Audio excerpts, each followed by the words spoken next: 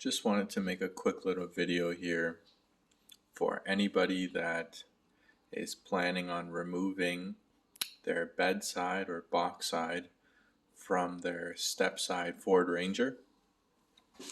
This is a 2004 Ford Ranger, but I believe the process of taking off one of the boxsides or bedsides is the same for any year.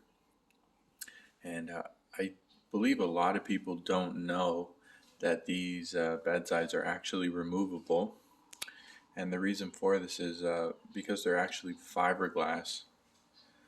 The bedsides are fiberglass, and the inner metal structure of the bed is metal, which is why you'll never see these any rust on the side of these beds, because fiberglass doesn't rust, but you'll see a lot of rust holes or rust form either behind these bedsides or in the actual bed, the structure. So I'm just again making this video because when I was looking up the process to remove these bedsides, I couldn't find a lot of information online, and I didn't find any videos on YouTube of anybody removing them. And it turns out it's really easy to do. There's maybe around 20 fasteners that hold the bedside on to the inner structure, and I'll just go through the process of where they are, some of the tools that you'll need, and really quickly show you what it looks like behind the bedside. So to start off, here are some of the tools you'll need. You'll need just a little flathead screwdriver or a pick. This is a 7mm socket, 1/4" socket. This is a T27, so that's a Torx bit, and that's a 3/8. That is just a Phillips head screwdriver, and then you'll need a 3/8 and 1/4" ratchet. So the first thing you'll want to do is remove this top black rail.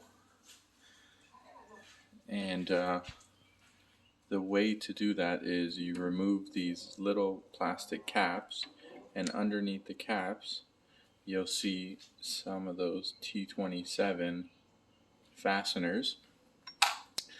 And I just put a couple fasteners on to hold the bedside off, but it's pretty much just everything is finger tight. So there's 5 of them that run along the rail. And once you remove those, you can take the rail off, and then what you'll see is 5 more of these T27 fasteners that run along, that were underneath that bed rail. Once you have those removed, you have to take out your tail light. And behind your tail light, you'll see another one hiding there. And then you go a little bit further down, and there's another one here.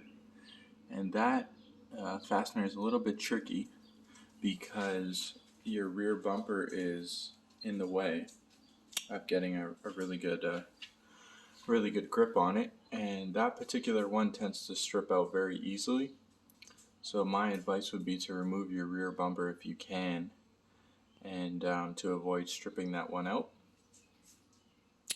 And then if we go underneath here, you have 2 more T27s, and then you have some 2 7mm that hold on the mud guard there. Then if we go to the inner wheel well, you'll see 5 of these little 7mm bolts that run along the wheel well. Once you get those, there's only one thing left to do, and that's if you're removing the driver's side, you have to remove the filler neck here. And that's really easy. You just take the cap off like you're pumping gas. You want to put something in there, like a rag, to prevent any debris from falling down your filler neck. And then remove the 3 bolts there, and then you can just push the filler neck through. And once you've removed those fasteners, you can pull the bedside off completely. And because it is fiberglass, it's really easy or really light. One person can pull it off no problem. And then you can just set it down. And I'll give you guys a look at what it looks like, the inner structure behind there, because I've pulled off the other side as well. So this is what it actually looks like behind there. As you can see, there is a fair bit of surface rust. This particular bed is not too bad. I've seen better ones and I've seen a lot worse.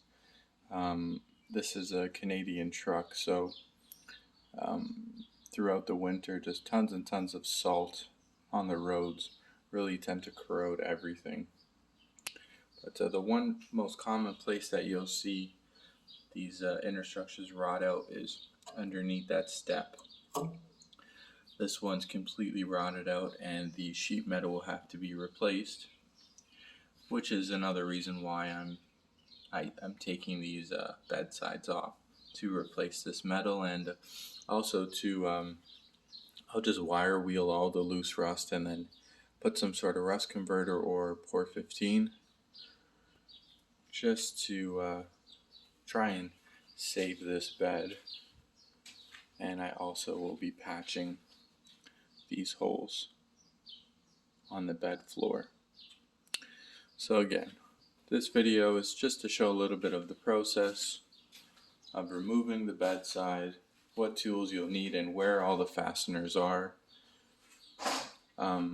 It's a great idea to do if you're planning on doing some rust repair, or if you want to see, what your bed actually looks like, the condition of it, because you see these fiberglass bedsides that are in great shape and you're thinking, wow, this, everything is rust free, and then you take them off and you realize, oh boy, the inner structure is kind of in rough shape.